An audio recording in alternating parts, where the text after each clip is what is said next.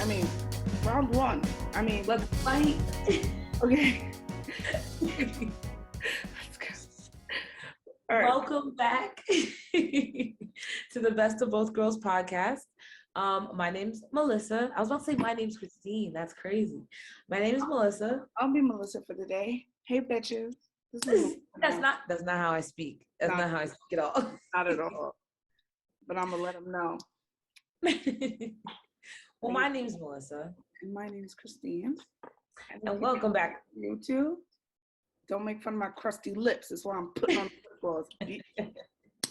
Yes, this is a good time to remind you guys, our listeners, that you can watch us on YouTube. It's way funnier in person than it is through audio because right now you have a front row seat to Christine applying lip gloss to her luscious lips. She starts with her top lip to accentuate her Cupid's bow.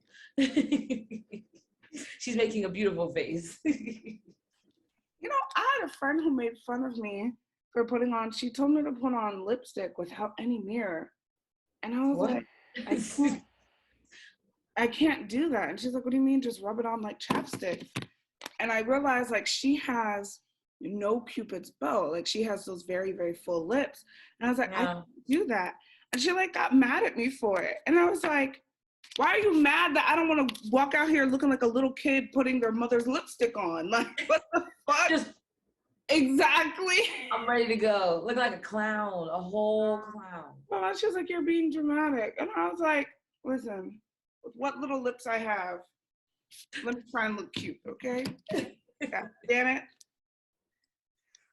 No, you look beautiful. You don't have little lips. You have like a Rihanna's Cupid's bow. Like it's very sharp. And for some reason, like when people break down her face and why she's so beautiful, it's the Cupid's bow. Do you see it? Do you like it? Oh, God. Oh, God.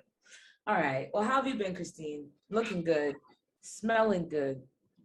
I don't know about the smelling good. I haven't showered, but I am very tired. I just finished my 4th double in a row. It's been a real tough week at work. We have a particular client. I realized I shouldn't be saying too much about these clients, but y'all don't know their names, so it doesn't matter. Nor do you know where she works, so. But she is old, and she got a lot of health problems, the most of which have come on because of her old age. She used to be able to walk. She doesn't walk anymore. She doesn't really like to talk. I think that was an issue beforehand, but she used to be able to walk and feed herself and brush her own teeth and shower herself with like help. Now she can't do that. None of it. That's horrible. She's been hospitalized twice in the past like month. And I'm just like, Lord. Is she okay? Like, yeah, I can't tell you why she was hospitalized, but I'm like, can you give me some peace? Because even when I get with her, like, it can be very frustrated working with the disabled adult community. Mm-hmm. Sometimes you get really angry, and then sometimes, like, I always get upset, and then I'm like, I know you don't understand me, Donna. I'm sorry. I know you don't understand me. I'm just so mad. But yeah, and I was just like, honestly, and the whole group home agrees that she should not be in a group home anymore. She should be in a nursing home. At this point, her age and her health issues. How old is she again? 71. Yeah. This is the later stage of her life. Exactly. For disabled adults, old age occurs much earlier than for people without these disabilities. Because when you think of some of them. I didn't know that. Oh, yeah. Besides the fact that, you know, especially if you have, so like with a lot of disabilities comes a lot of other issues. Anger issues, mood disorders, depression, anxiety, OCD. So a lot of people, like, that's what I always say, like, there are plenty of people with autism who don't have these things, but because so many people with autism seem to have so many other things related to them, so many people see autism as an amalgamation of all those things. Right.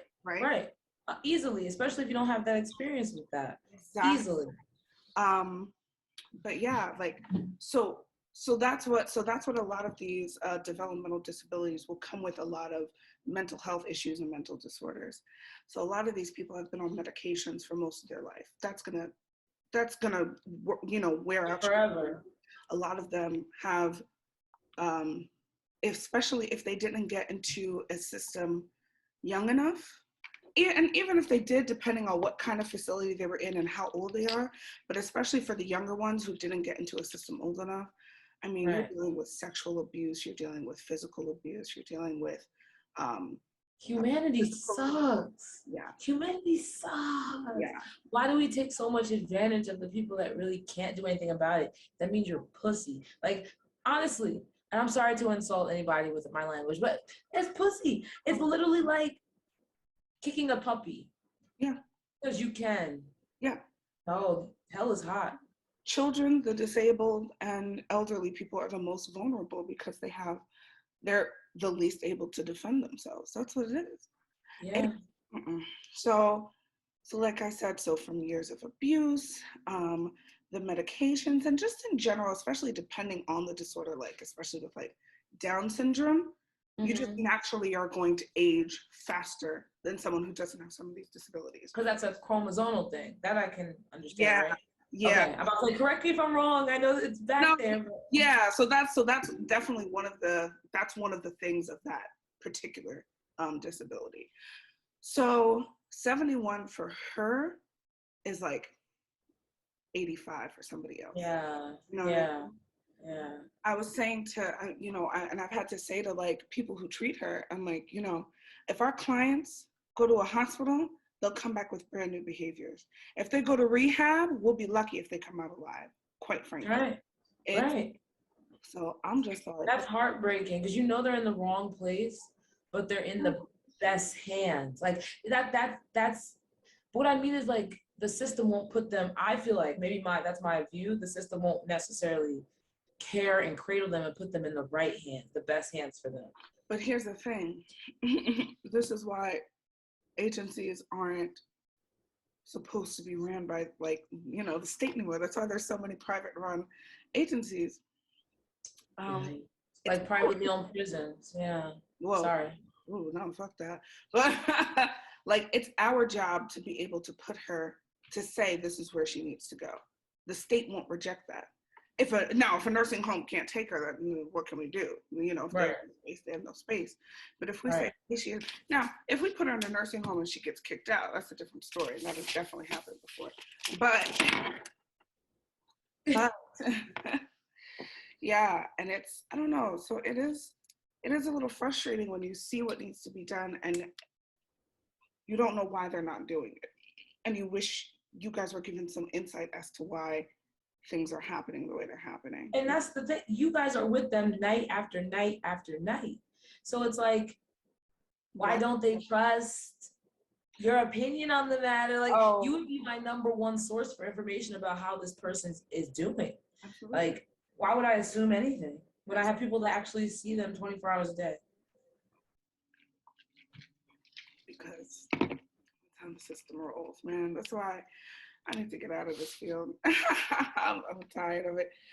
Quick fast. It sucks because it's so funny. At one point, I was considering getting a master's in social work, going further into this field, hoping to start my own business because I'm seeing with all of, and it's not just my agency.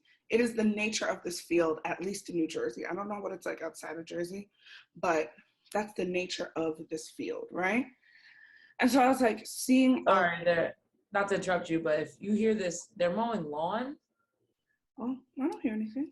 Okay, I hear it, and they're like getting louder. So I just wanted to make sure because I'm confused. It's we are recording this at 7 p.m. They know the sun's going down, right? Thank you. Which is why I was like, oh wow. Does somebody have their own personal lawnmower? They just it's the maintenance. It's wow. That's funny. Sorry, not to detract. Oh no, just the last statement I was gonna make about this. Like I was going to. You really don't. I was seeing all the I don't hear it. Wow. Great. Because you hear it. it's loud. Good mic. Good mic. Bad mic? I don't know. It's something. I don't hear it though, so that's good. But you know, I was like, so I was seeing like all the cracks and all the deficits, and I was like, you know, it'd be great to start my own company and to fix all this. And then you realize it's I'm not gonna fix anything. Maybe my one agency will be able to help, you know, the few that would be a part of it, but there are hundreds, thousands of them in the state. I think it depends on how you look at fixing it. If you want to fix it for good, that will never happen to anyone. No, your one company won't do that. But you never know, like the effect you can have on one person, that'll butterfly effect and domino, and you know. I see where you're going with that, but I don't have the patience. I don't.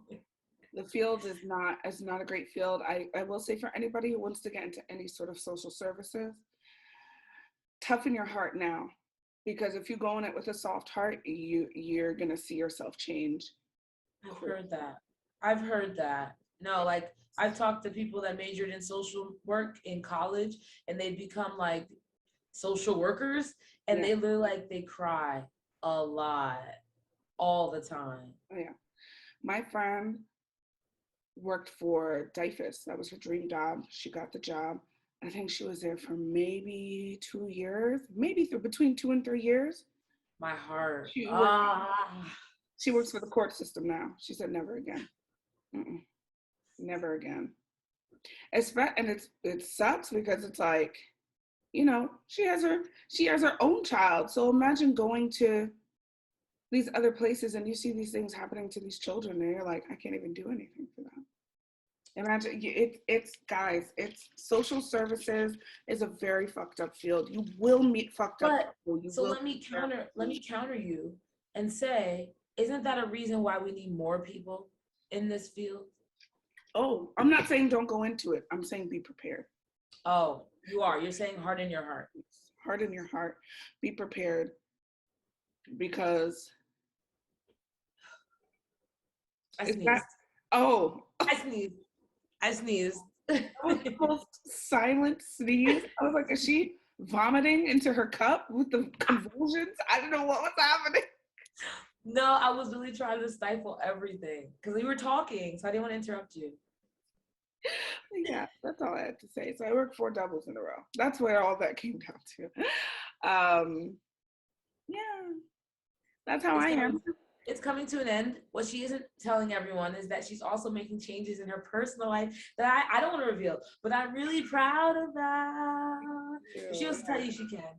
But I just want to let everyone know that I'm a proud friend, and I'm very proud of her for these first steps that she's about to take. Yeah, don't reveal anything. When I'm not. Time will tell. That's the goal. But I just wanted to publicly say that I was proud of you and put it on the record. You're so brilliant. Thanks, girl. How are you? How have you been? I'm good. So the main camp is done, and now we have like a post camp, which is kind of like a week of like specialized camp for some of the kids. So we go from like 500 kids to like 50.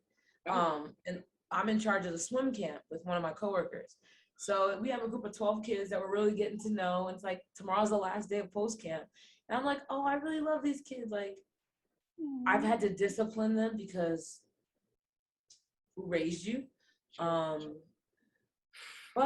it's been cool. It's cool to see a kid's growth. Like, kids grow so fast. Like, day over day, they're different people. Yeah. They're the same person, but with different pattern recognition now. Like, kids can understand, like, if you're a firm person, but you have fun, that there's certain boundaries that they can and cannot cross with you. And they learn that immediately. Like, as sure as you are with it, they are sure with it. So it's like, then they know they can have fun with you. They know what to do, what not to do, especially if you explain it in a good way. So that's almost done, which is good. But it's sad at the same time because it brings me lots of light. Yeah. I love the kiddies. But during the year, so you do swim team during the year, right?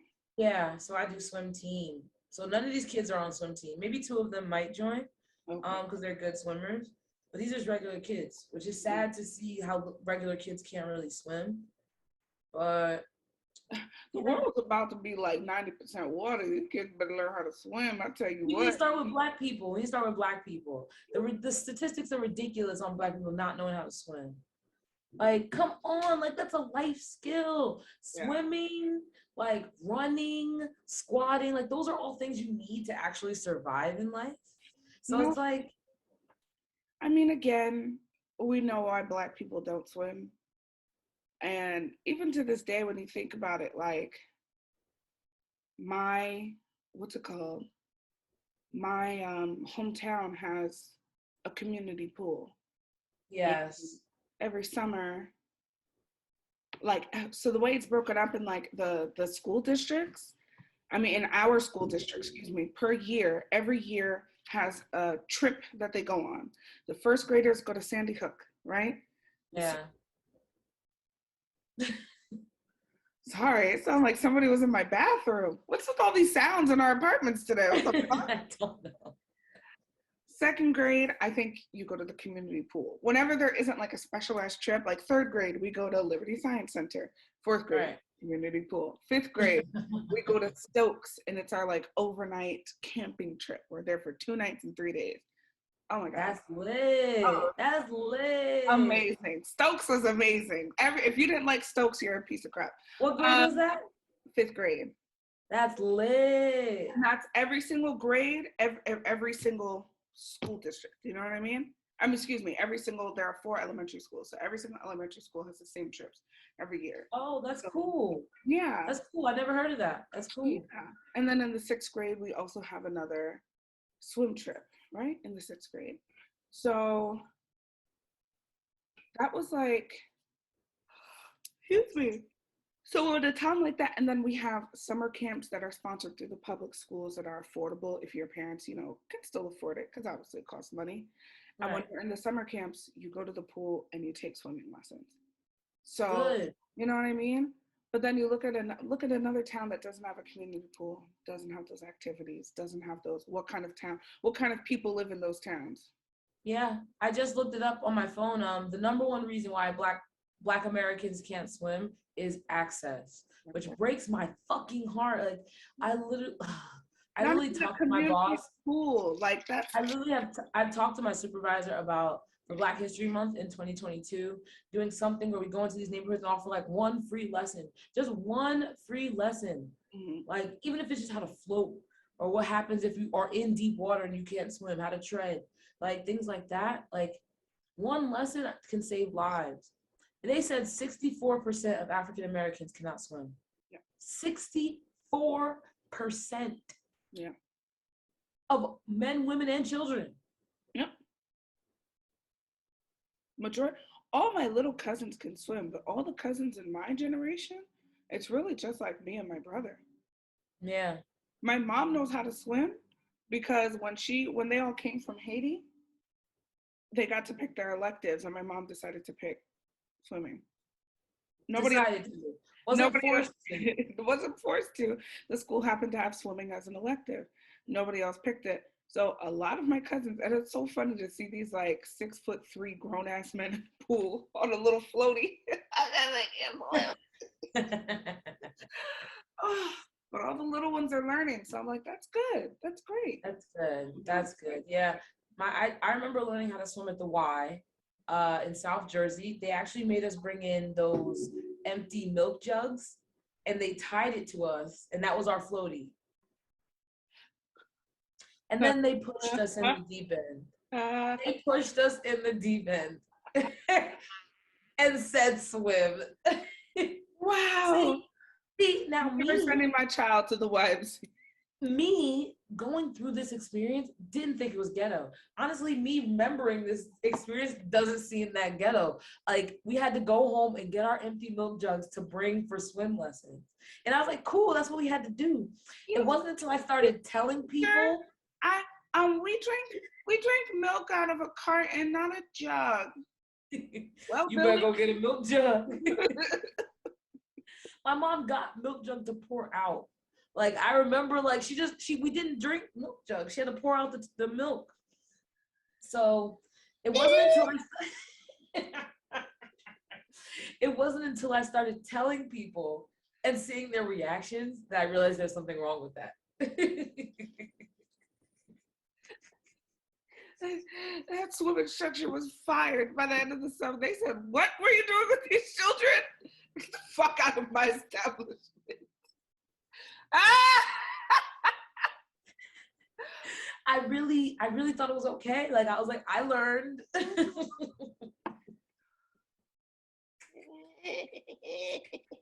so sorry. That's the funniest shit I ever heard. At the YMCA. I thought I told you this story. No. At the YMCA. Not There are pictures of me, little me with a milk jug and a belt tied through the milk jug. what the fuck? Wow. Oh, good memories. Oh, good times. Good time. Good time. And here I am, swim coach. There you So go. it worked. There you go. There was a method to his madness. He definitely got fired.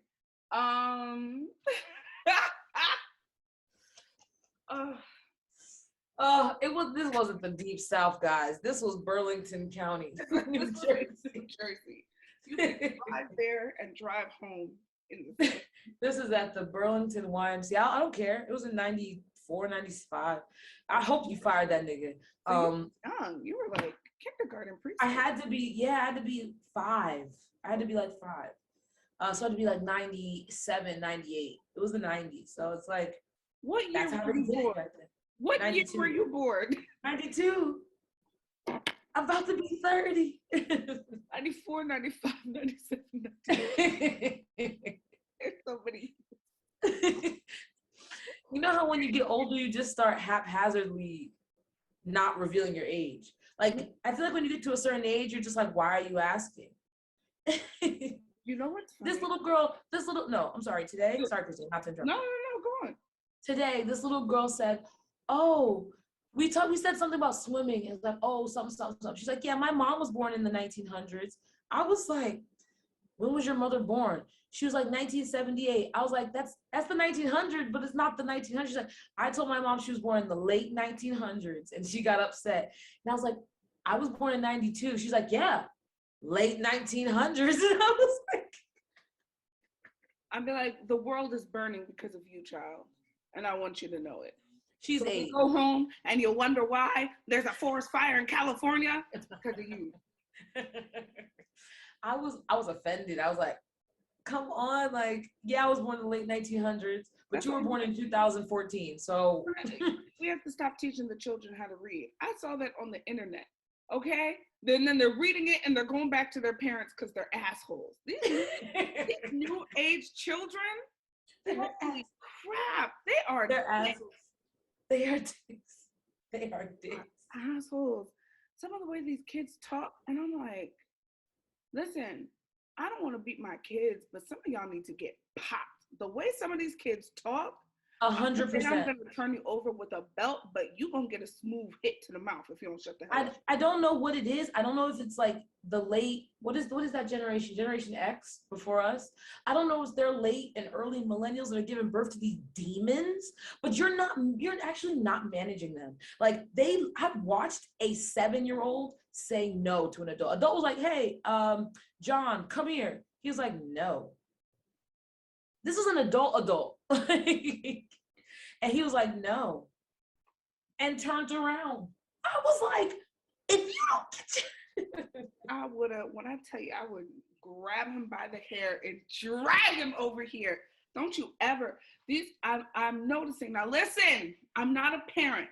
Before the parents try and come for me, you don't know how it is. Wait till you have kids, blah, blah, blah, whatever. I'm not a parent, but what I have been noticing, is there has been an emphasis on, I guess, getting your child to be the smartest without really understanding what they're knowing. So you want them to walk earlier, you want them to talk earlier, you're having them recite things earlier, but there's no critical thinking. There's no, what's the word? It's just regurgitation. Like it's memorization, but there's no, I guess critical thinking is the word I'm looking for. There's no breaking down things. There's no applying themes to other situations. Like, it's okay that they know math, but how does math apply to this real life situation? It's okay that you learn history. Do we see history repeating itself? Can you think about a time nowadays? Can you, so there's just a lot of, you know what I mean? There's no emphasis on, what's the word I'm looking for?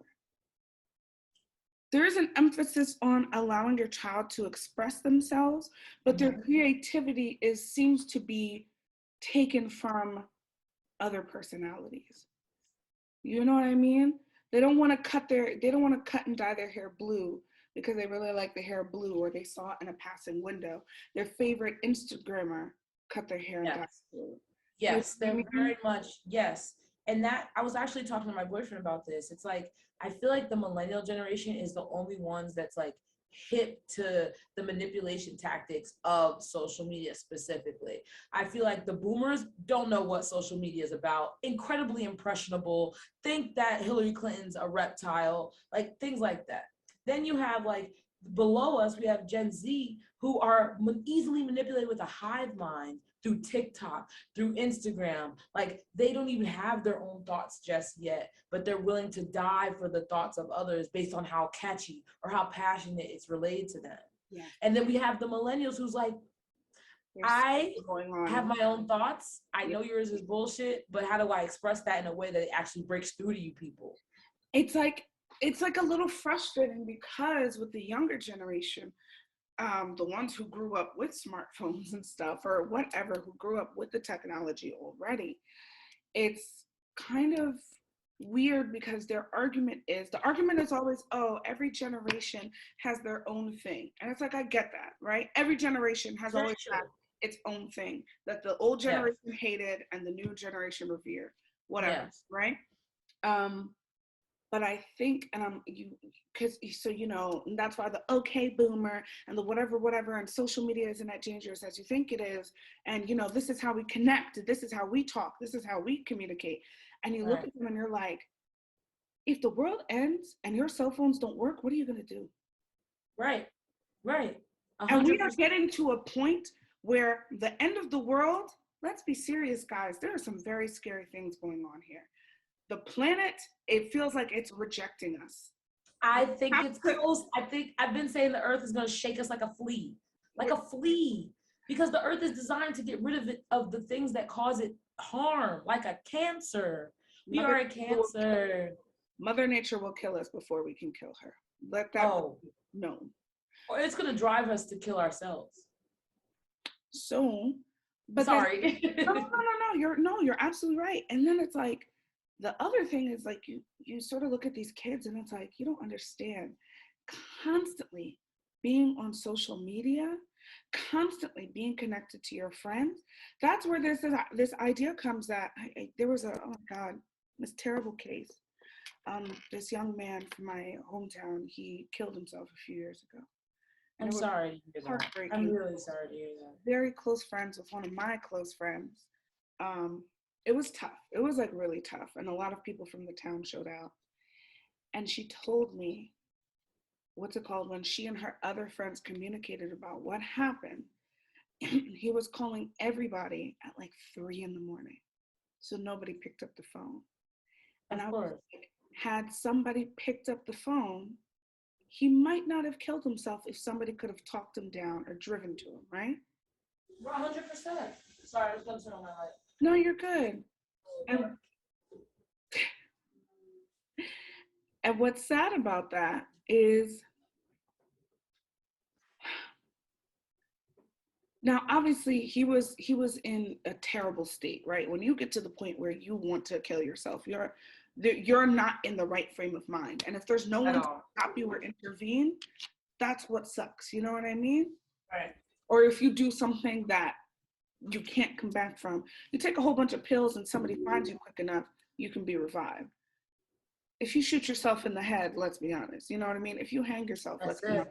So severe, trigger warning, sorry. We'll put a trigger warning label on this. But and I remember my friend said that to me, and I'm like, I wish there was something in his brain that said, just wait till 7 a.m. Somebody Right. pick up the phone at 7 a.m. But the Right. idea that I call, you answer. You know what I mean? I text, you answer. If you don't respond, I mean something's going on. You're constant. So to take it away from that terrible tragedy, which was awful. Such a wonderful young man. He was going through so much. He was so poor baby. I think I know who you're talking about too. Thank you, viewers, for bearing with me when I try to find the right lighting. My hometown? Oh no, he might have been from Rutgers. No, okay, yeah. Might have been from Rutgers then. But I feel like it was someone that you knew, and I don't think you know what I'm talking about? He was like an actor. I know what you're talking about. Okay. No, his was another kind of unfortunate. That's another man. I'm just gonna have to turn it. Is this okay? Oh, sorry. You guys are getting a nice tour of my living room. We can cut this part out if you want to. No. I feel like we cut enough out. That's better. Is there gonna talk like this. Is there not a side light? Yeah, there is. I'm going to turn this on. I'll think this.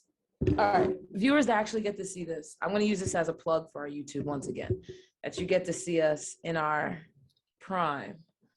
It's actually not that dark. I don't know why I was tweaking. Yeah, but I How's that? There's a shadow, but I can see your Too face. much? No, it's not that bad. Try that. How's that? That's good. Oh, that's better. Yeah. Okay. There we go. Yes, we're gonna leave this in. I don't Now care. we're back. Go see our YouTube if you want to see my apartment. So don't judge me, judge your mother. Okay. But no, so and it's like, but I use that tragic story to sort of illustrate this idea of feeling like you always need to be connected to the world, and when you don't have that connection, that's why this new generation is so depressed and anxious. They are so depressed. Yo, if you don't think that social media is affecting you, I highly implore everyone to take one day. All it takes is 24 hours. Don't go on any social media. Don't go on Instagram. Don't go on Twitter. Don't go on nothing. Take off your app one day. Mm-hmm. And you will literally see the amount of terror and dread that brings you, or the amount of peace that brings you. And both are signs that you are in it too deep. Yes, you guys. Like that's, this new generation, some weird things are happening to this new generation. And like I said, so from the over education, the wanting your children to super excel, but they're not reading, they're not really critically thinking, socially inept. Their way, exactly. They're socially inept. They're not going out of their way to discover things. It's put in front of you, and that's it. So you don't do your own research. You know what I mean? And It's just, I don't know how we got on this topic, but children nowadays. So the one thing is, they think they're smarter than us. Every generation is going to go through a point where they think they're smarter than adults. That's what happens in teenagehood, right? But we actually were in most ways. I feel like, I don't know, I'm very millennial proud. Like, I don't think there's anything wrong with our generation. No, but I'm saying, like, this is something that teenagers go through because you get to a point where you feel like an adult, but you're not. Oh, yes. I get what you're saying. Sorry. You think you're smarter. You know what I'm saying? So you think you're smarter than your parents. You think you know better. Well, I can go out to this party. Nothing's going to happen to me if I drive home at 2 a.m. You're 16. I can wear this skirt. Men need to keep their eyes to themselves. It's 2021. My friends don't see color. Like, side note, that was definitely me in 2011, telling my parents that I could have white friends and they love me the same because they don't see color. So, yeah. And that racism was back in their day. I remember you telling me that. Whew. Yeah, I'm very proud of my growth. I will never deny any part of it, because I was adamant. You know what I mean?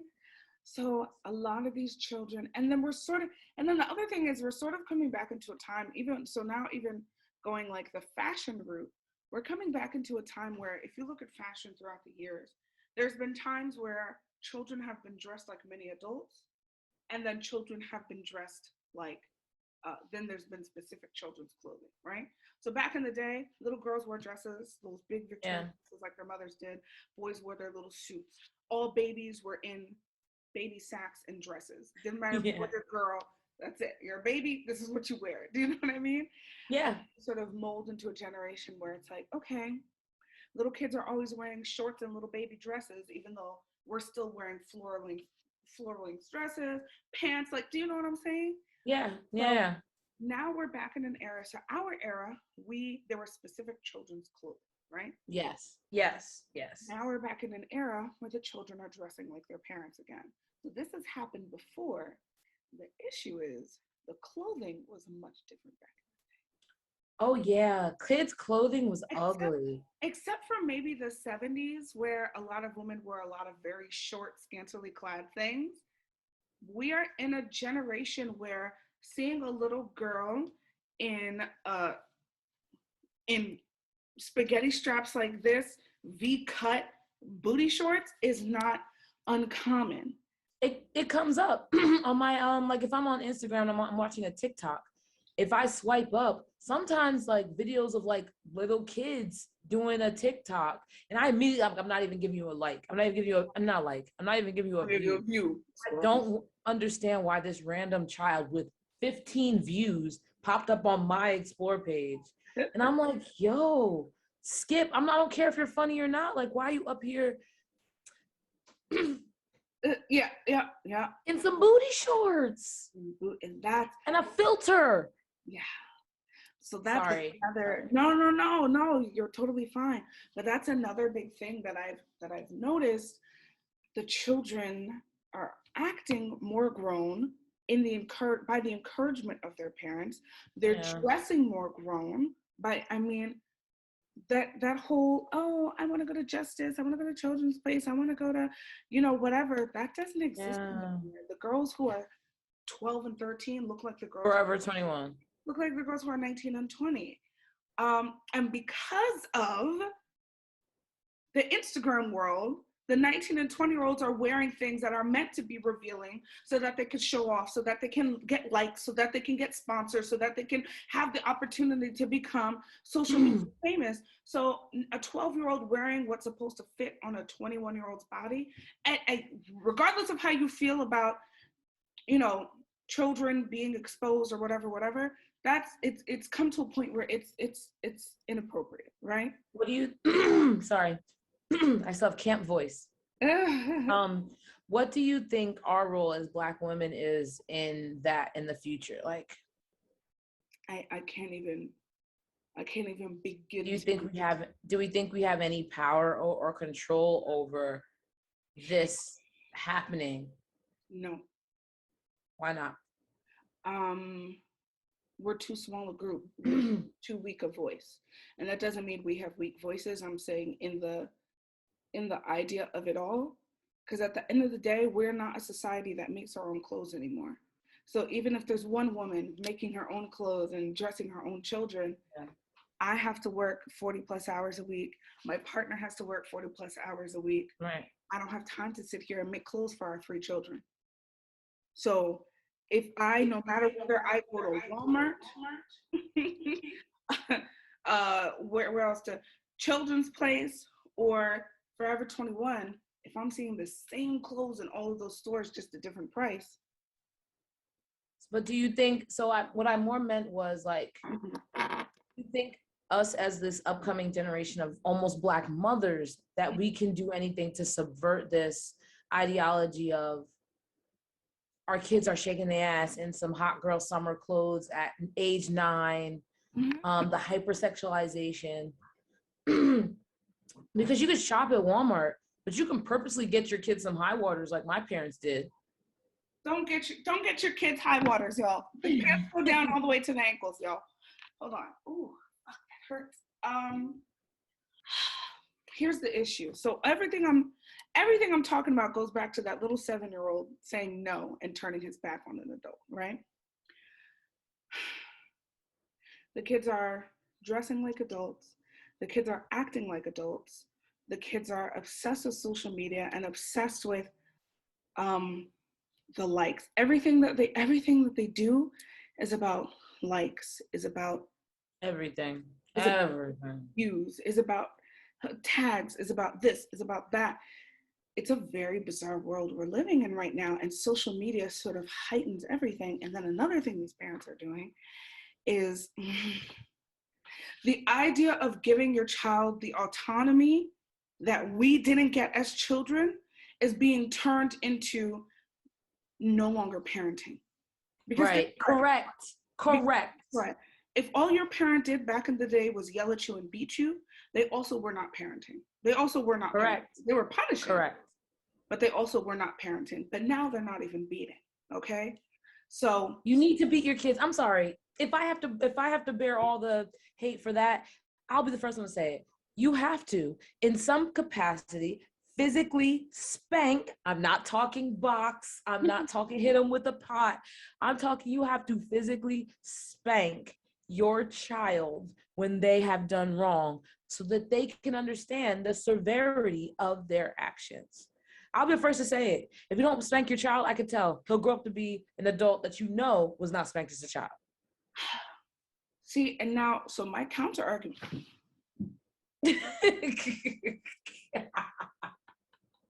Oh, it's on my computer screen. I thought there was a bug on my wall.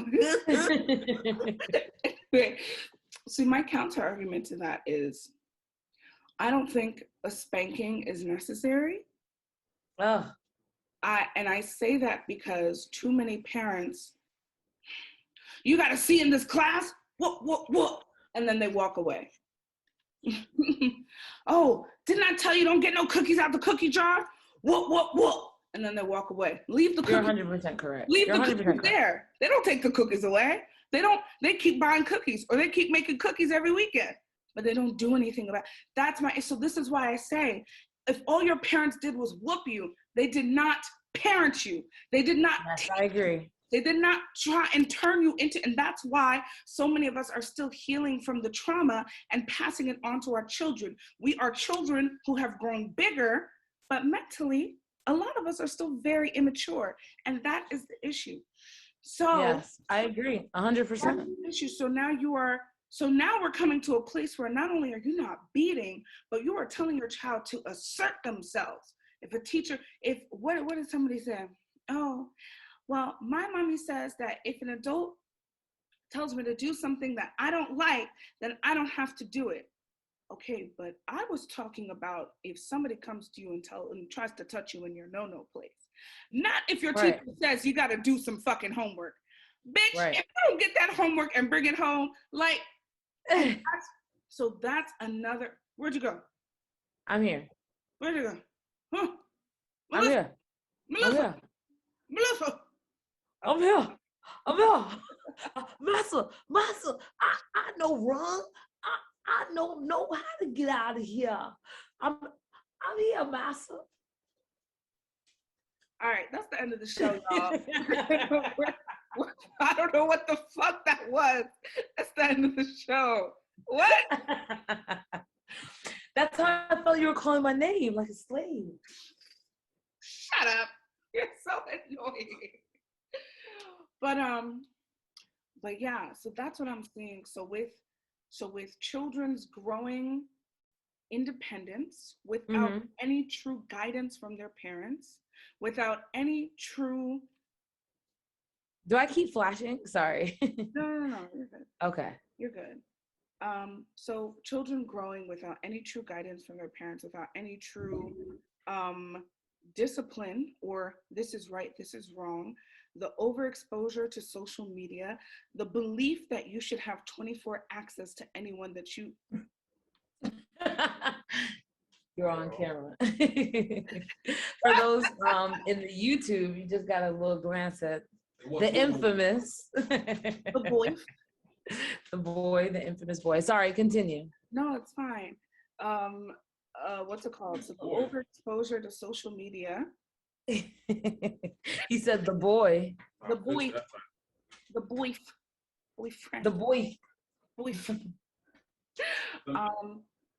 The extra doses of depression and anxiety because of that expectation of what social media is supposed to be, and because if you don't get it, you feel like you're doing something wrong. I mean, there are so many things contributing to this new generation that we just haven't seen before. A lot of it is definitely attributed to social media, and a lot of it is attributed to this new style of parenting. So that's basically what I was trying to say with these children that say no, and these children that, oh my, I was saying the other day about my cousin when he was younger. I remember I heard him, we were at some family event at my aunt's house, and I heard his father tell him, because my aunt randomly had like huge packs of like fruit snacks in her closet, right? In her pantry. He grabbed one. Sorry, you were moving. And I heard my cousin say, who told you could get this? No, you're not allowed to have this. You're going to eat no fruit snacks, blah, blah, blah, right? I heard that conversation.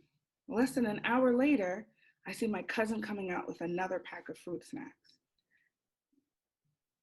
And I was like, give me the fruit snacks, because I just heard your father say you're not allowed to have them. Well, no, because blah, blah, blah said that. And I was like, who said? Who said? And he had nothing to say, so I said, give me the fruit snacks. You're not my favorite cousin anymore. I like my mommy better than I like you. Oh my gosh. You hit me where it hurts. Give me the fucking fruit snacks. Thank you. Now, at some point in this party, my cousin was allowed to get these fruit snacks again. I guess he just wanted him to wait until after dinner. But his first thing was to come to me with the fruit snacks and taunt me with them. Ha ha, I got the fruit snacks. You can't take them away. Bing. That was his. Bing.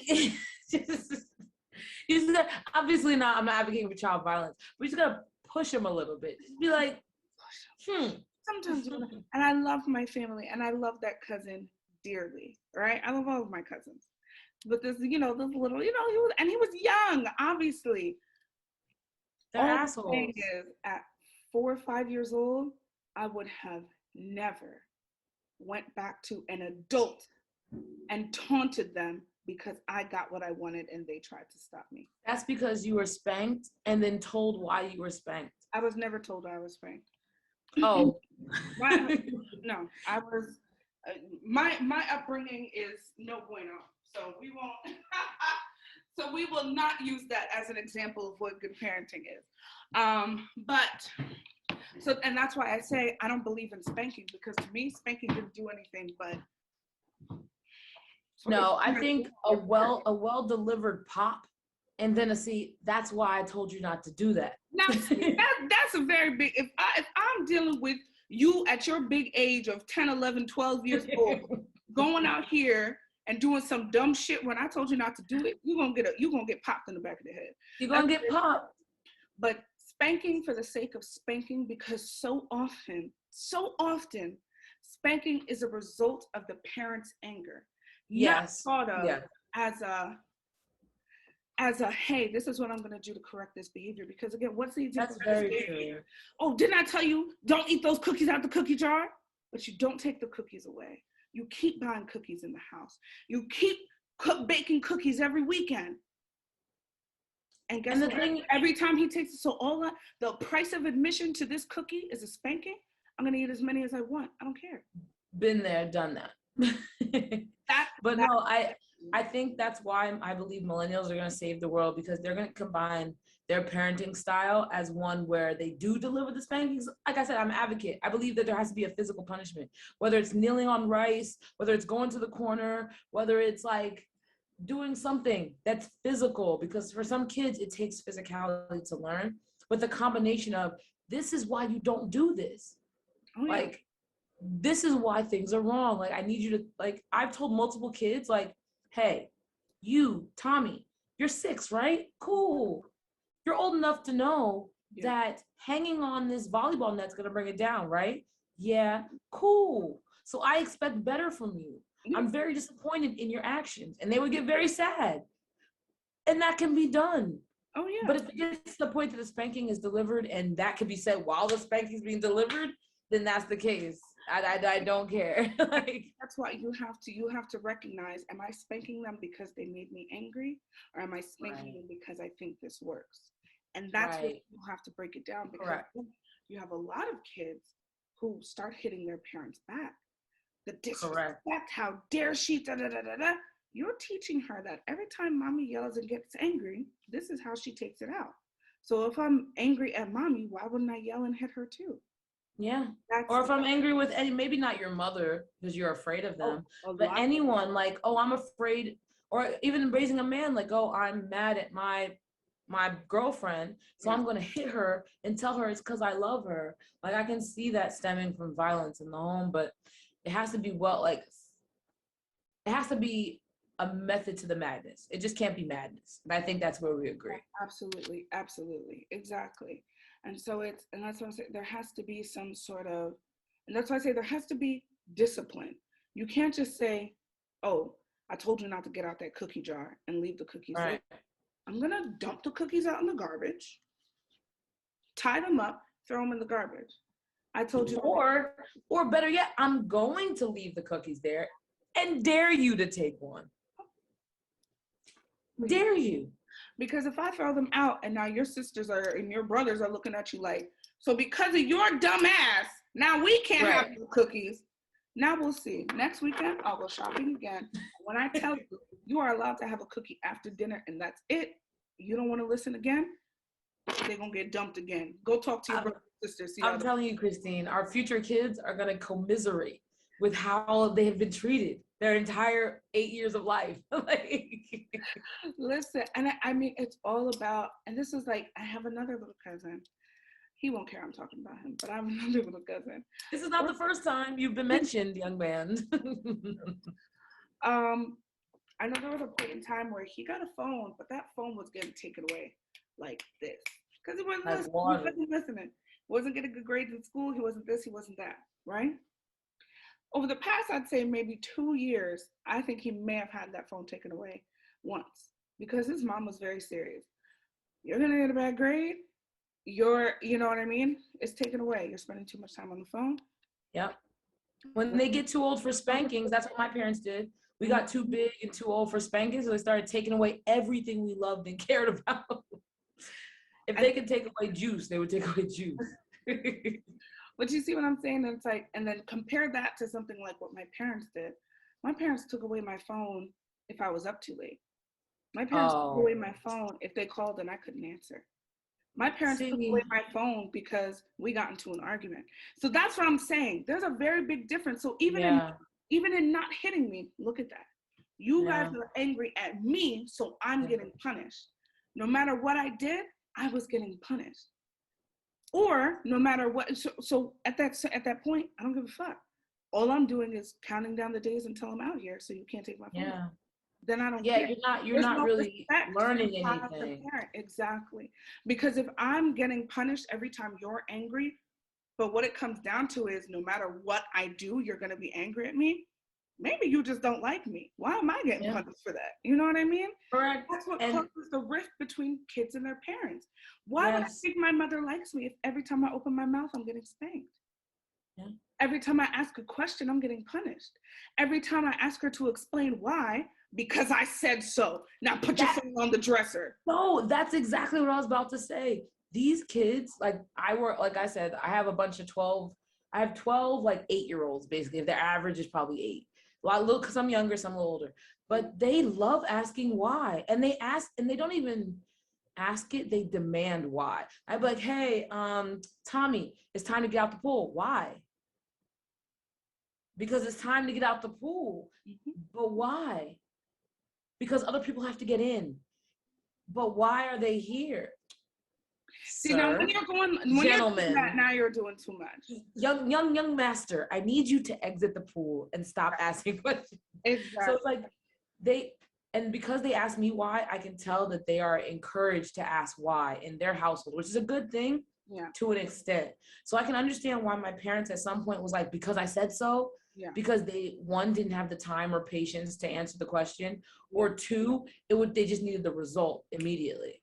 Yeah. Which I can, as a counselor, I can understand both sides of the coin. Like, absolutely. but I think that's the master skill, like finding that sweet spot of, hey, you're allowed to ask why. I'm going to tell you one time, and that's it. And that's it. No, you're absolutely right. And that's what I'm saying. That's where that, and parenting is very nuanced. Every person is different and every child is different.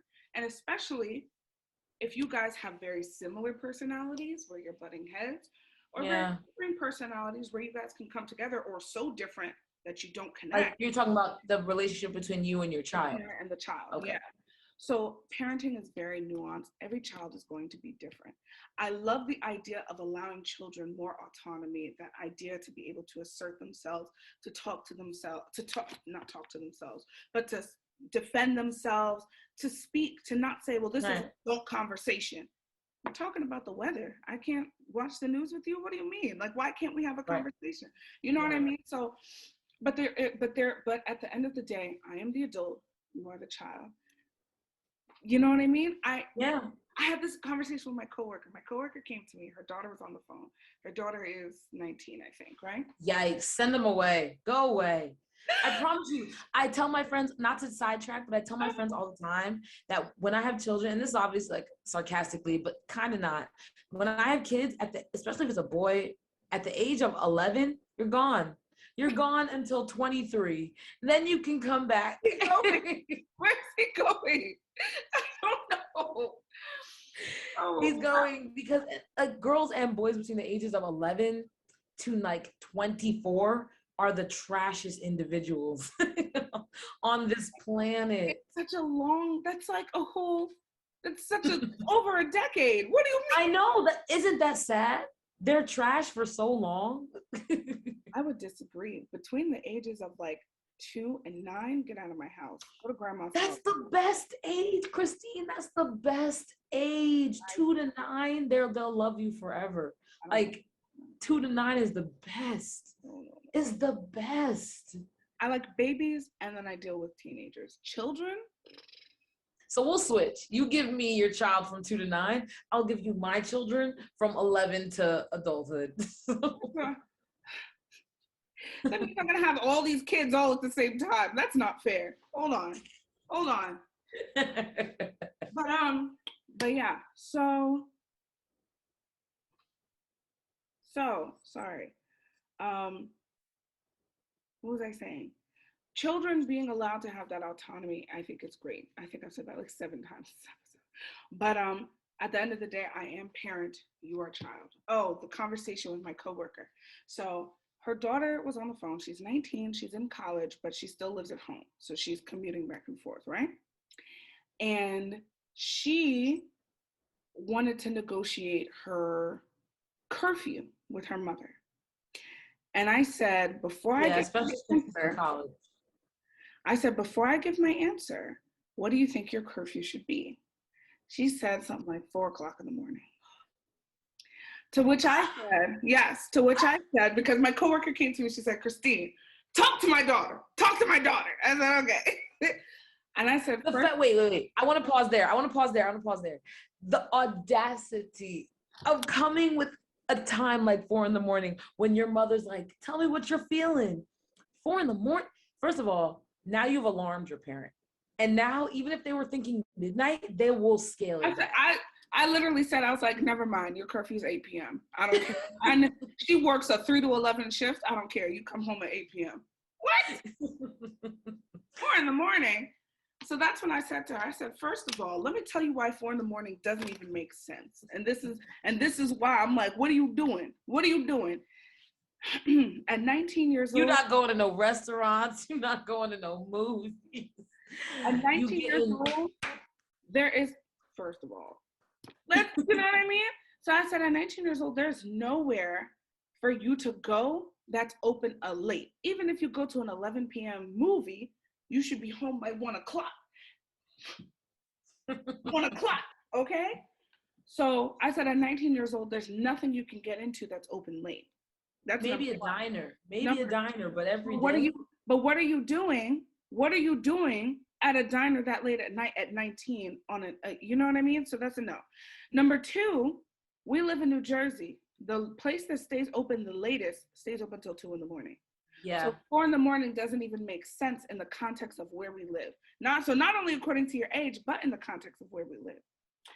So I was like, so those are the two reasons why 4 in the morning doesn't make sense. I said, now look, you're a young girl, you're out in the streets, you want to hang out with your friends, you want to hang out with boys, you want to do this, you want to do that, and I get it. But I said, listen, because I felt the same way when I was younger, wondering why my parents wouldn't let me go to sleepovers, wondering why I couldn't stay out late, wondering why I couldn't stay at this person's house. Why I couldn't listen to hip hop, why I couldn't watch the Black movie. That's Melissa specific, but for the rest of us.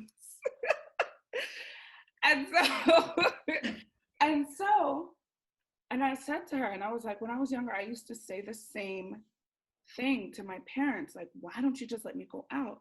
And my mother always used to say to me, if something were to happen to you, because my parents would stay up until I'd get in the house, right? Would make me text them where I got places, do this, do that, and I was so annoying. It was so annoying because I knew I was safe, right? Yeah.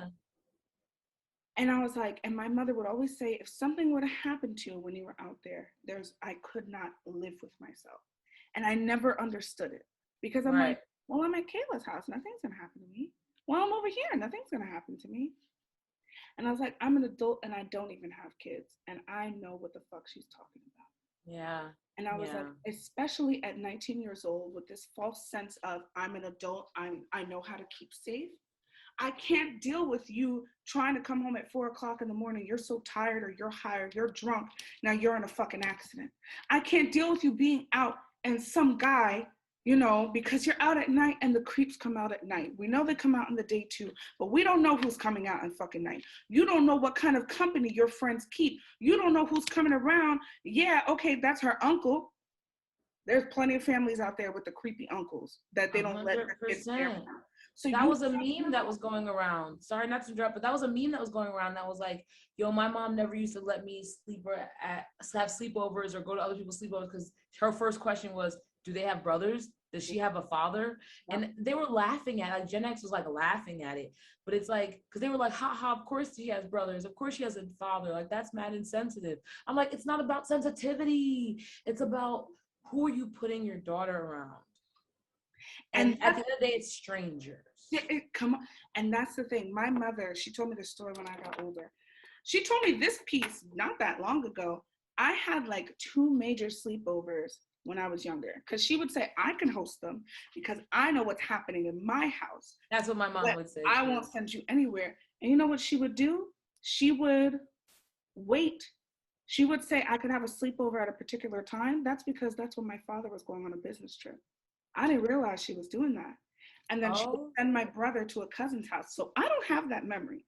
In my memory, my brother and my father were in their rooms. Okay, now I realize why I didn't see them at all. They weren't even in the house. So she made sure just me and her.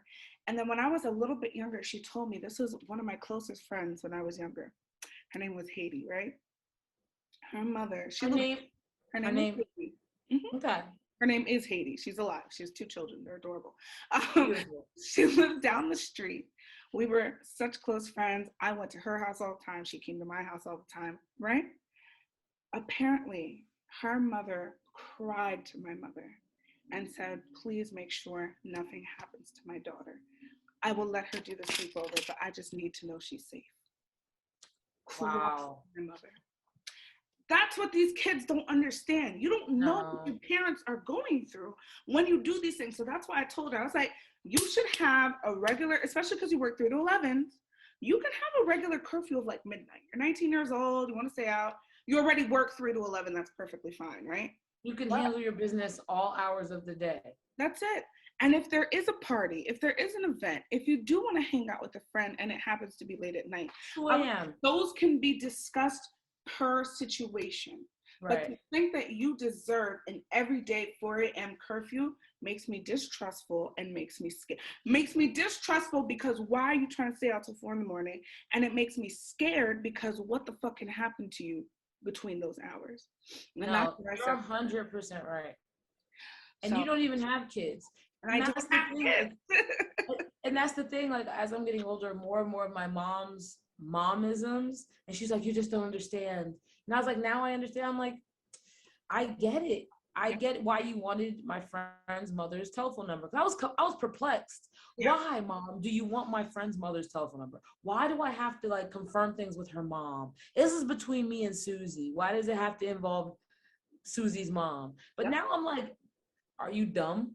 Are Exactly. you dumb? Are you dumb? Like you're lucky your mom loved you enough to actually like send you to places that she checked out. Because Exactly.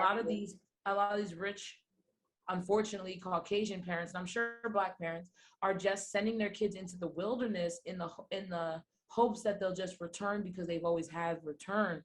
Yeah. But you never know like what your child's getting into. And I've seen it happen, like the Gen Z people I know, like they get into some shit and they're getting into it earlier and earlier now. Like And the things that took me to college to experience, they're experiencing in 8th, 9th grade. and the other thing is, the other big thing is, because a lot of them have such a strong social media presence, even if they don't want to be social media influencers, a lot of them, people share a lot of their life online. Mm-hmm. It's natural and it's normal. And I remember it got to the point where, what's it called? This girl posted a video. She was outside her house, and people knew what town she lived in because she said something about it. I don't know if she said something about the street name, but I was looking at the comments, and everybody was like, "Oh, I'm so glad you cut the video so your address wasn't showing. Smart idea. I was so scared in that last video, like your address was showing." People do things and they don't realize it. They're putting their license plate number. That's how Pop Smoke died. He posted a some gift he got sent to him in California with the address of the house he was renting in, Yep. and some 16-year-old went in there and killed him. Yep. A gang of 16-year-olds. Yep. Yep. Sorry. No. Pop Smoke was my baby. I was just watching a video of his today and I was angry about that. Fuck those children. Anyway, the edges have gone too far.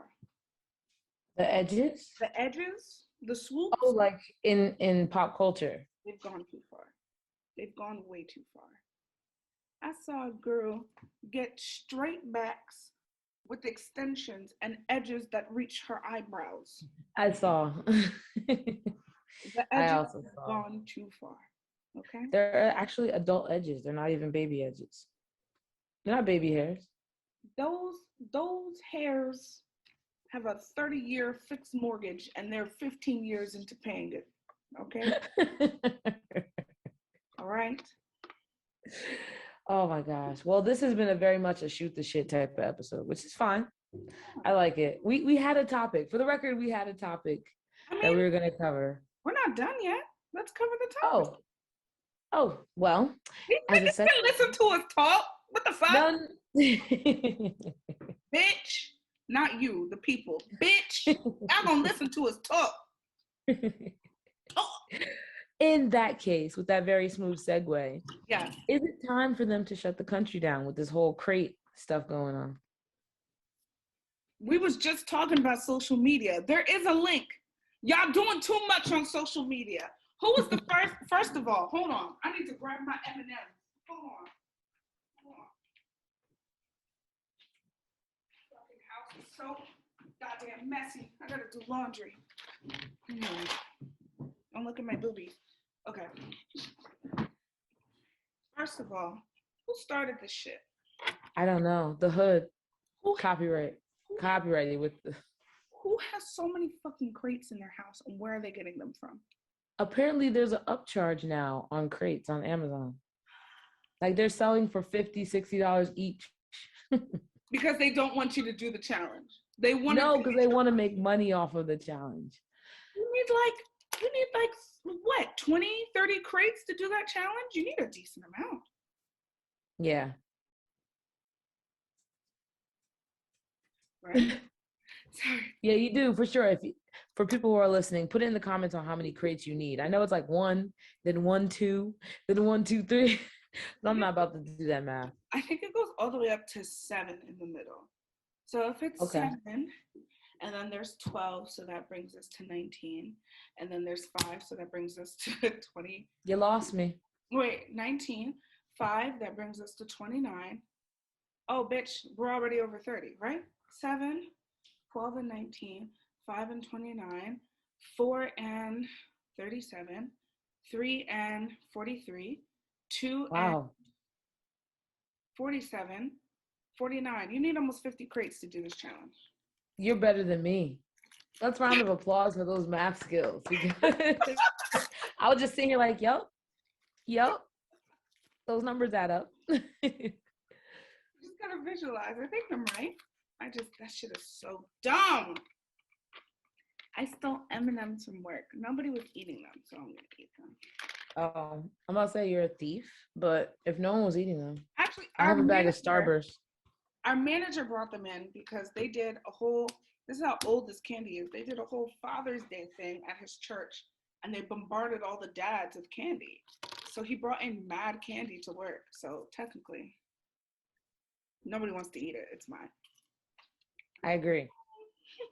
But yeah, so what else do we want to talk about? Oh, yes, our last topic of the night. So what I apparently enlightened Christine to about was apparently per the interwebs, JT and Lil Uzi broke up, which not my cup of tea. Like, I'm not a celebrity gossiper, but the point in me bringing that up is that the only evidence we have of them breaking up is them unfollowing each other. Only evidence. Sorry, go on.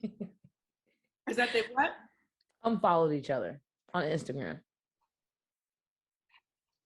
This whole episode should be called Toxic Social Media. Yes, I agree. Because I unfollow my man on Instagram, what if he just posts too many things that I don't care to see? Nigga, I love you, but I'm unfollowing. I don't care about what you're posting, okay? If you post a picture of us, tag me in it. Don't block me. Keep your profile public so I can see it. Right. I don't follow you anymore. I'm tired of your shit popping up. It's ugly. Like, what do you think there's to gain though? Like, to me, like, even when I get into arguments, I'm not like, I'm gonna unfollow it. What does that prove when you unfollow your significant other? I think if you guys are both really heavily into social media, it can be because did you unfollow and block? And then it's like, ooh, you're blocked for the weekend. What are you doing? Where are you going? Who are you seeing? Da, da, da, da. Right. So it could be something like that. Like, especially if you can't help but post, then you would block that person from seeing where you're posting. Exactly. So I think for people who are really into social media, it means something. I think if you're not, like my last boyfriend, I don't think I followed him on any social media until like 4 or 5 months into the relationship. Right.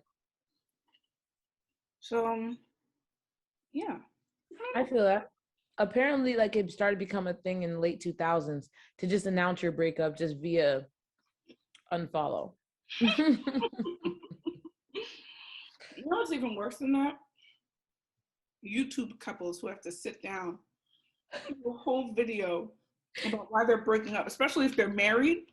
You're announcing your divorce to the internet?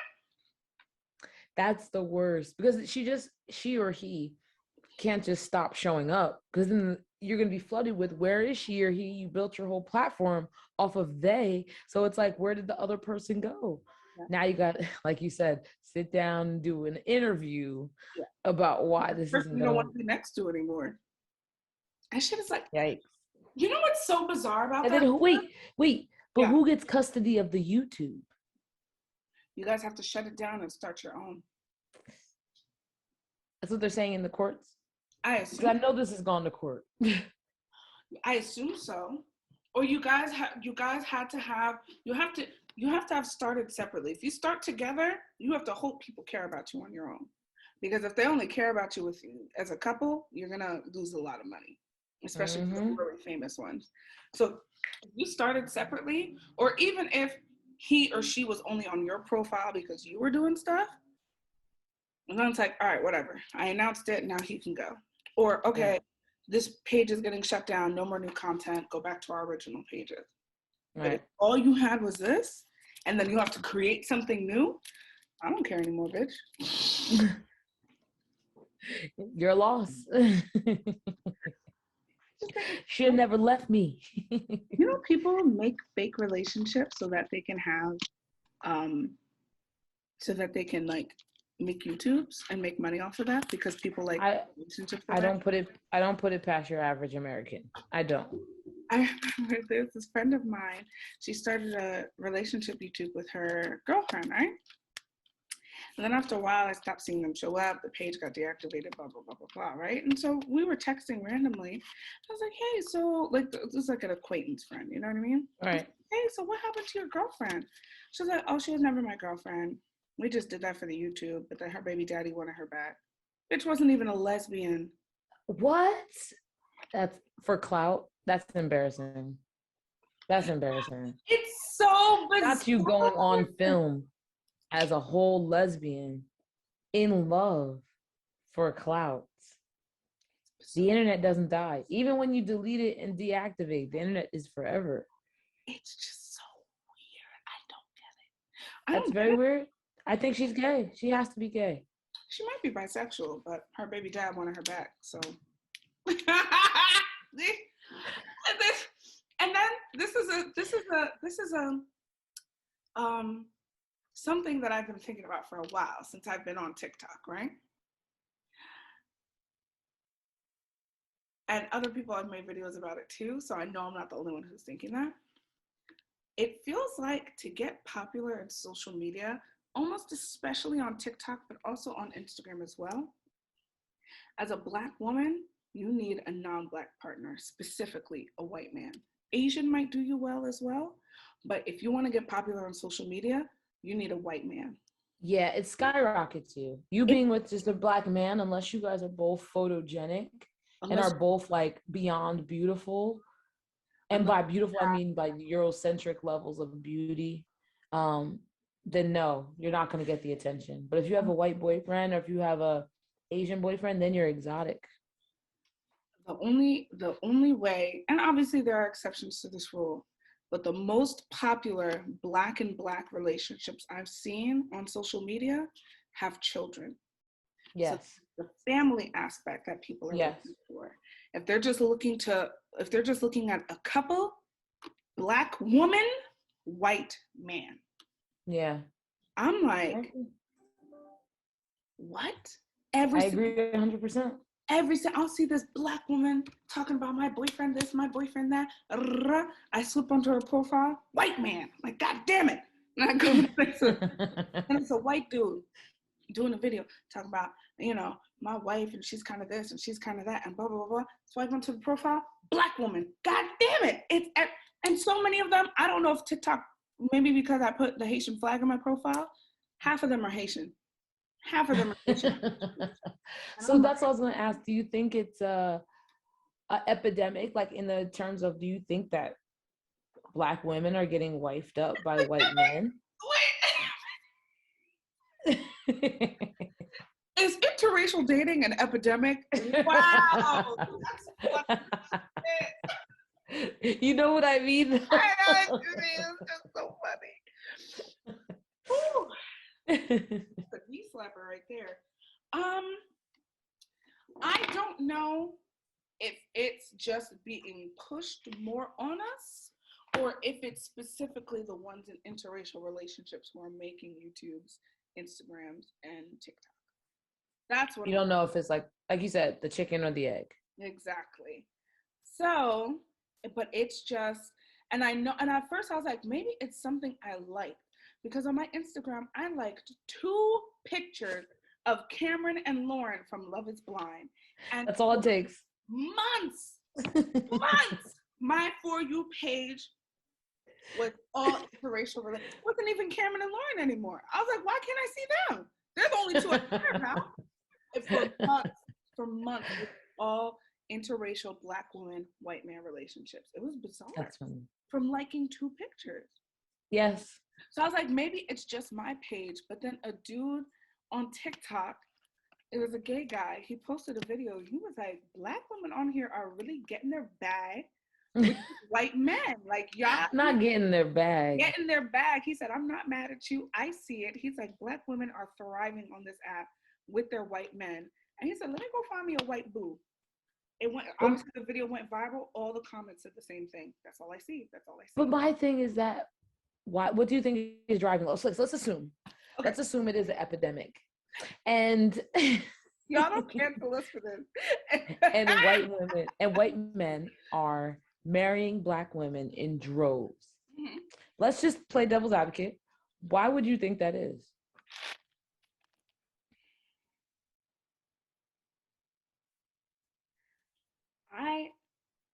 I could not begin to tell you.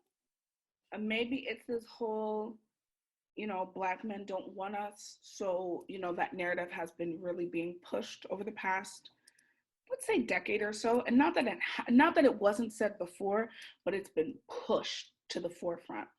Yeah. And especially, and that's another thing I'm seeing with the young generation. I don't know if it's for likes. I don't know if it's for clout. I don't know if it's for whatever, but these black men who will make these burner profiles specifically talking down on black women. Oh. She's beautiful because she's white. She's beautiful because she's light skinned. You'll see it a lot. And they're trolling, but why are you putting so much effort into saying all that and doing all that, right?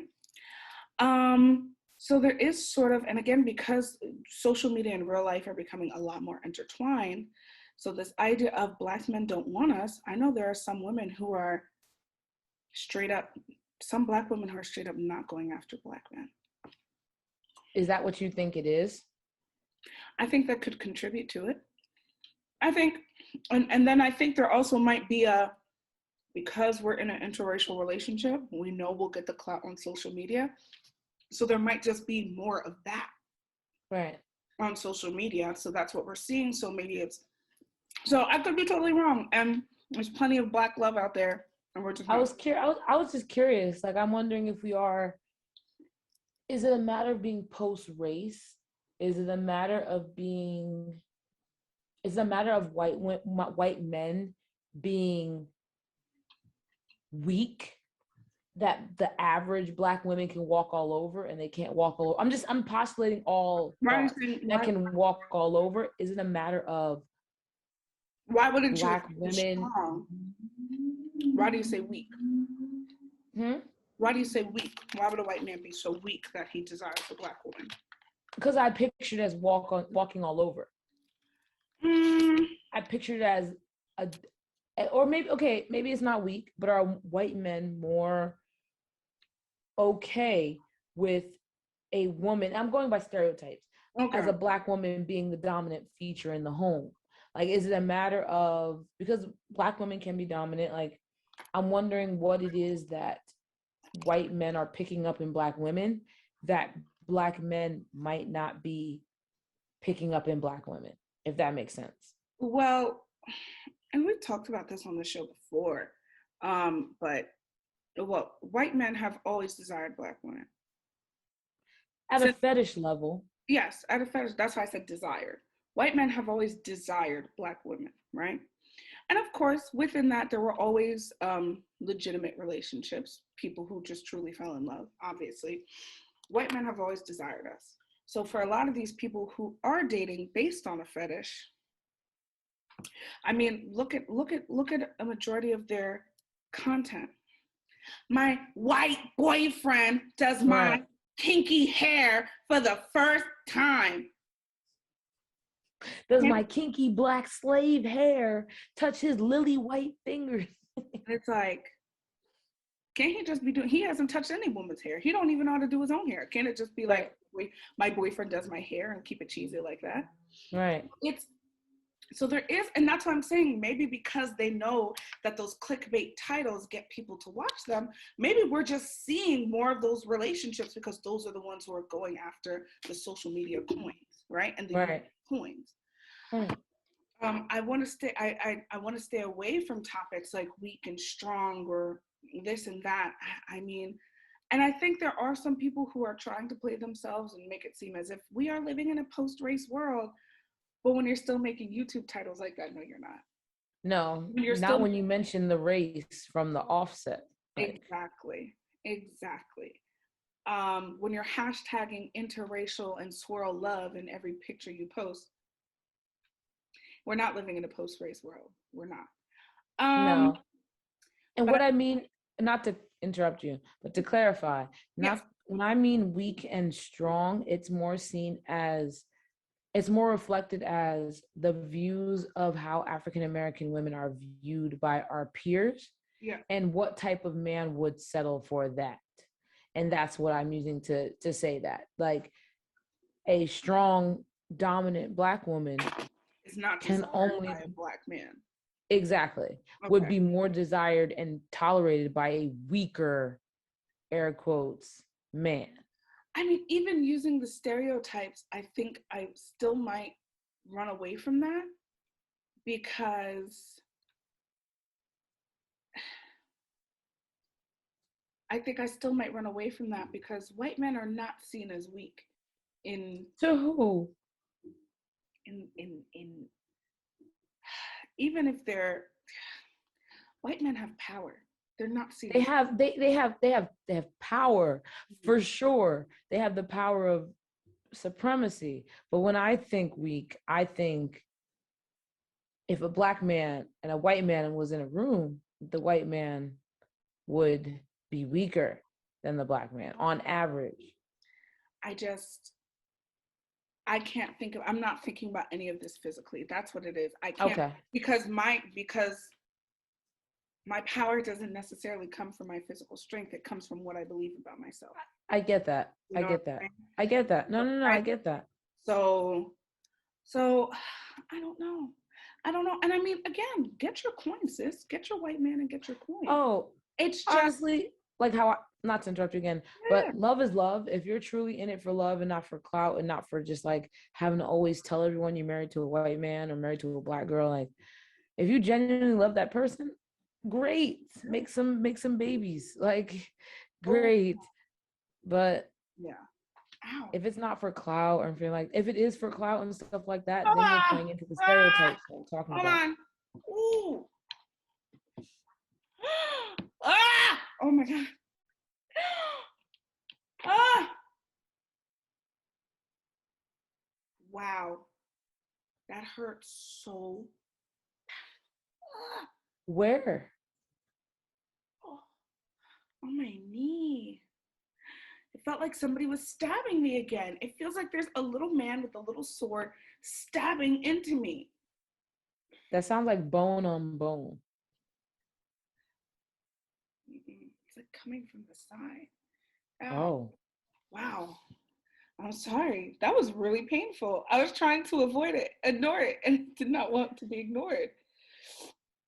But yeah, how do we get on the topic of interracial relationships? We were talking about TikTok and that you saw TikTok that. and the prevalence of Because interracial. our theme is social media, if you haven't caught it. Yes, I have. Yeah, and but yeah, but I think so. And then so again with this whole social media issue, like I said, there have been so many people who have, and these trolls really live it out. Really live out some of their dreams sometimes. So it's really, and then when you're dealing with some of these fake hotep, what do they call them, womb and all that shit. For those who don't understand No. what I'm saying, some of these all black people were kings and queens, or even further, all black people are aliens that were descended to this planet. Yes, and we are all of some sort of supernatural being See, because that's not necessary. we're That's not black necessary. and we were kings and queens, and now they're forcing you to bleed every month, but you are a womb man, WOMB. Who's forcing me And to bleed every month? Let me send me that man's it's contact. unnatural for a woman to bleed every month. They are putting things in the foods to keep you weak because, you know, back in the day, our women didn't do that. I'm like, back in the day, you got them pregnant at 12 and forced them to be pregnant until they hit What do you 12. mean? It's not in ancient Unnatural Egypt, to they bleed. bled every month. It's unnatural to bleed every month if there isn't any severe trauma. That is the idea that these hotep niggas keep. And they have these huge online followings. That's Have you heard actually about crazy. these alpha male? No, what's the other one? Oh, they've gone beyond alpha male. It's something else now. What is it? The wolf or the head wolf or something. It's not like alpha male anymore. It's something else. It's a terrible type of man. It's a terrible type of man, and That sounds horrible. they're almost always black men. And of course, we have machismo, fucking douchebags in every race. Men are men. Yeah. Men need to be humbled. That's just point blank. You said men need to be humbled. They need to be humbled. It's about time. In what way? In every way. How do y'all see yourselves? Who was it? That motherfucker. Did we talk about this? I'm gonna bring it up again. I don't care. The Game done tweeted out something like, y'all women, like your girl should not be working. If you're a real man, you're really taking care of them. If they in 2021. Yes, he tweeted this year. He was like, even if they do want to work, you should be telling them to stack that money, because listen, if your girl is cleaning your house, cooking your food, taking care of your children, taking care of you, fucking you when you want, giving you that bomb pussy, whatever else he said, she should not have to work. You should be the breadwinner. And I'm like, so if I'm doing all of that, nigga, what the fuck are you doing? You're going to work, you're working, and you come home and you're like a baby. I have to feed you, change you, fuck you. Minus that, I'm not fucking babies. I have to take care of you. Granted, that's not to shit on like working hard enough or working at an illustrious job enough to actually unemploy someone, which is no easy task. It's not an easy task, but guess what? Those relationships that truly work, unless you're looking for a relationship where I can do whatever I want, all I have to do is fuck him a few times a week and I don't really care about him, that's a different story. If you're talking about a relationship like this that truly works with two people who truly love each other, you still have an active partner. Yeah. Because if I'm home all day with the children and I still manage to cook your food, why wouldn't you wash the dishes? Yeah, I agree. Why wouldn't you help me with the laundry?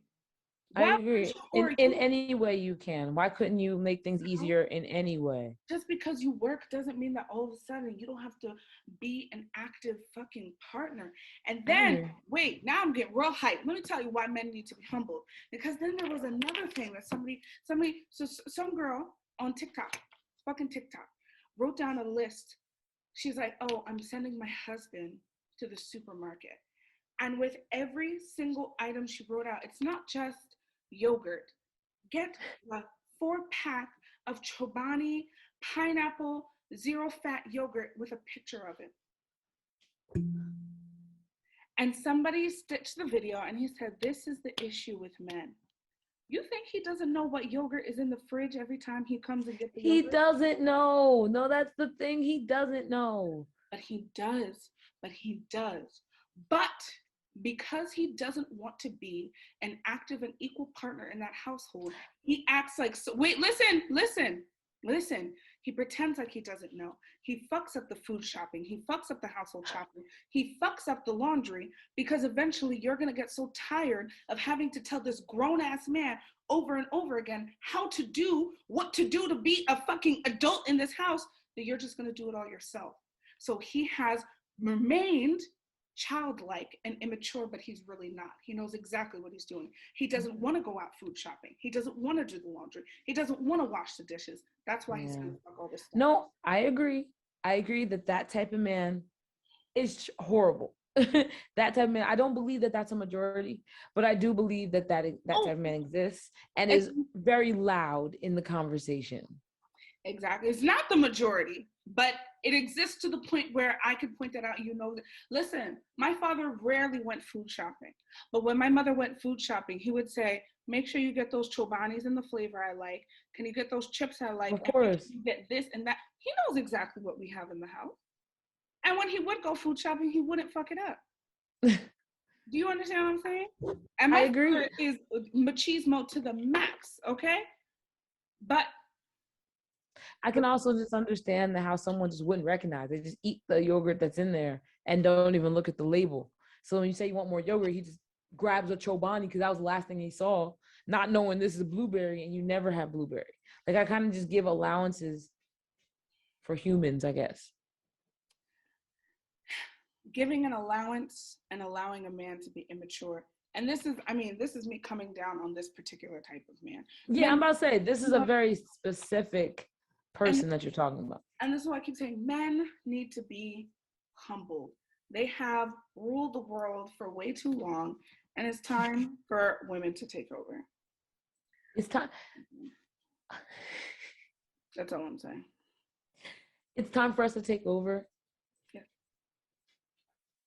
Do you think like, I don't know, like I understand what you're saying, but, and this sounds horrible, but Women can take I over. do think That women a man's natural place is to lead. And I know that sounds horrible, but I do agree. genuinely believe that. I don't think a man can lead alone for sure. I think a woman is necessary to build a great leader, but You think she should be behind the shadows and he should? no, I think they should be like the Egyptians, side by side, heart to heart, shoulder to shoulder. Let me tell you why. Even that side by side I could deal with. The issue is that's not happening. Yeah. That's not happening. Oh, America is supposed to be the leader of the free world, yet we were so afraid of a woman becoming president that we. No, and the reasons were ignorant. And the reasons were ignorant about a woman becoming, oh, she's gonna get her period and hit the nuclear bomb. Like that's stupid. But that just happened. You know what I mean? It wasn't even a 1902 when that happened. That was in 2020. I agree. No, you're 100% right. I'm not saying a woman can't lead. I'm not saying a woman can't lead, but I expect leadership out of men. And I expect nurturing out of women. Like that's just me personally. I'm not saying anyone else is wrong or right, but those things, and when you can't rise to that, that makes you less of a man and less of a woman in my eyes. And I don't agree with that either, but that's fine. Let me tell you why. Of course it's fine. Yeah. But so let me give you my side of the opinion. I don't want anyone listening to think that we're beefing or anything like that, but we're exploring different points of view. It's a fucking podcast. We're supposed to talk. If you think we're arguing, if you think we're beefing, shut us off. Anyway. Exactly. So even when we think about what happened back in the day, right? Let's go back to like caveman times or whatever. The men went out and they hunted. Why? Because the woman had to stay home and take care of the children because they breastfed. There was no formula back in the day. And of course, we lived in communities. It wasn't me, my husband, and my children. There was a community of people already. A village. Together, a whole village, right? So the men went out and hunted and gathered and whatever it was, and they brought the food back to the community. The women took care of the children. The women educated the children. The women, I think it was proven that cave drawings, like those ancient cave drawings, were drawn by women. 100%. You know what I mean? They cooked the food and fed the community. Yes. Hunted and gathered. They ejaculated in their women. The women got pregnant and they birthed a child. So it's like, when you think about who's leading the community, it's the women. Now the men, I'm not saying men aren't vital to the community, never have, never will. We are all important. That's the issue. We are so unbalanced right now. Yeah. That's why there's so many issues. We are way unbalanced. Yeah. So I agree. The man is the head of the household. He's the power. He's supposed to lead, but then you have way too many situations where a man, and this is across the board. Of course, there are exceptions, but I'm not worried about the exceptions right now, right? There are just way too many households where the man is like, well, I'm the one who's supposed to be the leader, and he thinks leading is working and coming home. He doesn't know agree with you. about his children. He doesn't know how to clean. We're shocked he knows how to wipe his ass, if he even does. He doesn't know how to lay out his own clothes. He doesn't know how to wash clothes. He doesn't know how to iron clothes. He doesn't know how to please his wife. He doesn't know anything about his wife or her family. You don't even know what sports teams your kids are on or what instruments. And to me, all those things, 100% correct, make him less of a man. Like, because those actions are less of a leader, that makes him less of a man. And But that's why I'm countering you. That is the majority that is a lot. Maybe we won't say the majority, but that is a lot of these men out here. I can see that. That's the issue. So they say, I can see that. So it's like, no, I think we're agreeing. You're saying, or let's start with what I'm saying, that to be a leader is all of the things that you're saying that men doesn't do. And you're saying that a lot of these men are not being leaders. And that's where we're agreeing, is because the expectation of men is to be the leader, be the breadwinner, be the father, be the person that, like, if you want to be treated as the head of the household, then be the head of the household, like, be involved in everything. And that's when you brought up the caveman thing, the only reason I feel like this assumption has been passed down from caveman times is because when we were cavemen, it was all about survival. And survival depended on men for two things: food and protection. And because women could not contribute in those two conversations, they were seen as less than. Wrong, right, or indifferent, they were seen as less than because they could not provide food and they could not provide protection against animal or other men coming into the home. And that's again where I'm going to stop you. They were not seen as less than. They were seen as equal. This idea of less than or equal. No, I can say equal. I agree with you. But no, that's what. But that language you used is very important. Our modern thinking of what that was led you to say less than. But the more we study and the more we research, the more we realize that this idea of man is man and he's up here and woman is here and she's down here, that is something that is a white Anglican Western ideal that has been spread throughout cultures throughout the world. I agree. Because that's not how Africans believe. Africans definitely, or from my experience, I'm not going to be the one to speak on Africans because I'm not African, but from my experience, it is a more of each gender has their own responsibilities that they are expected to excel in equally. You see what I'm saying? So even if you might not agree, like, women are supposed to be in the home, but the women are expected to excel in everything that has to do with home life. And men are expected to excel in everything that has to do with breadwinning or bringing home the bacon. Like, that's the expectations of excelling, but it's still no one's bigger than the other because they have different domains. They're king of their domains. And I think that's what it is. So this idea of man supposing to, so that's what I'm trying to say.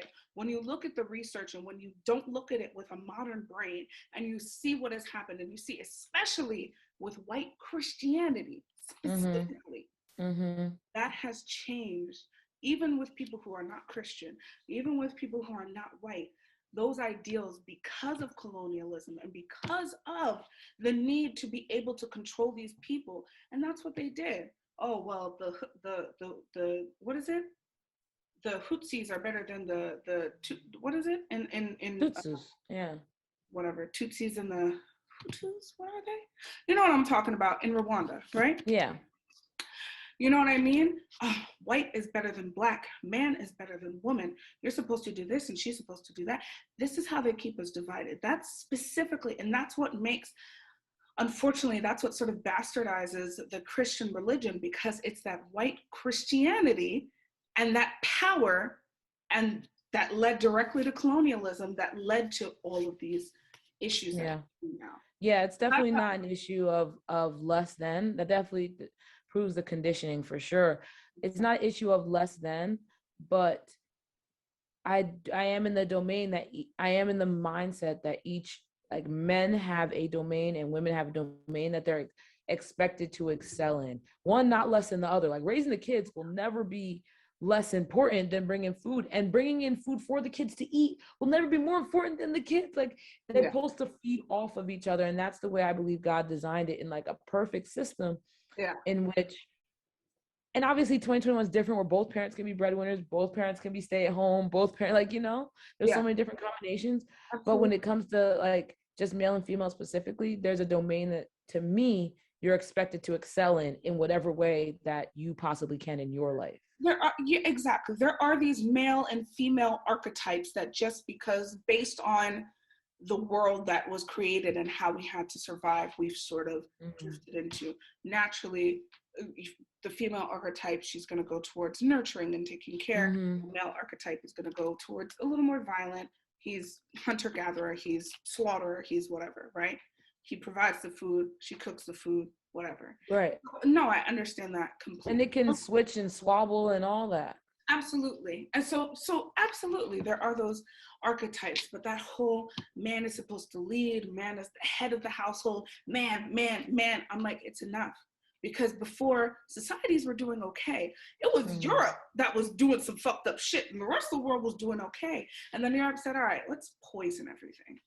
Yeah. Now we got Egypt had queens ruling by themselves. Multiple Aztec nations had queens ruling alone without a king. Multiple African nations had queens. Like, not saying women can't lead. That's definitely not the case. There were a lot of Native American tribes all throughout the Americas from north to south where woman was in charge. If she didn't want the man anymore, she kicked him out. If she wanted to, if this is what we were doing, this is what we were doing. If I was getting rid of a kid for survival purposes, that was my decision. Man isn't going to tell me I'm going to keep the kid. No, we got 6 mouths to feed. We can't get a 7. Sorry. You know what I mean? So there are so many instances where we see the woman, because the woman was in charge of the household and that household needed her to do what she do so that they could survive. The man was kind of, and that's not me saying that men are unimportant. I don't ever think, I make jokes about it, fuck man, blah, blah, blah, whatever. But there is an imbalance. The imbalance was created by Europe. I mean, quite frankly, and I'm sure there were other countries, otherwhere, whatever, I don't care. I'm talking about what I know, what I've researched, what I've read. And so this poison was almost directly created by white European Christianity. And that power that Catholicism and then all of the off branchings of Christianity did as they conquered and destroyed the rest of the world. I agree. So, well, now we've hit the 2-hour mark. Holy shit, are you serious? Yes. All right, y'all, it's a long episode. Sorry, I was talking a lot. I'm tired. No, I thoroughly enjoyed this episode, and it would have gone on for another 30 minutes if I had not glanced at the clock. I truly enjoyed these shoot the shit episodes. Like I said, we had a topic and it revealed itself. It's toxic social media. Toxic social fucking media, girl. God, I'm telling you, I implore every one of our listeners to take a 1-day to 7-day break. Just see. If you're honestly checking every 20 minutes your social media, take a day. Yeah. See what happens. You might be a nervous wreck, but like I said in the beginning of the show, that should prove to you something. Or you might find peace. That will prove to you something. So no, I agree. 100%. But yes, thank you for joining us. I'd like to thank all of our listeners and watchers. Hello to the YouTube team. Got to see a lot today. My name is Melissa. You can follow me on Instagram at Melly Hort. You can follow the podcast on Instagram at Both Girls Podcast. At Both Girls Podcast. You can follow us on Gmail at the best of both girls at No, not follow us. You can email us on Gmail at thebestofbothgirls@gmail.com. Christine's shaking her head no. I'm just let it take over on 1 for 3. All right. Instagram. I don't know why I can't get this. I don't know why either. Instagram at Both Girls Podcast. Twitter at Both Girls Pod. Email us at bothgirlspodcast@gmail.com. And then follow me on Instagram at Vive_now. VIEVE_NOWEH. Thank you guys for joining. This makes episode number 31. We're officially 31 years old. Oh, Lord. Thank you guys for joining us. I hope you liked this episode. Please feel free to comment, like, and subscribe. Share, tell your friends about us, tell your people about us. Let us grow. All right, we're gonna end this. Bye. Bye, guys.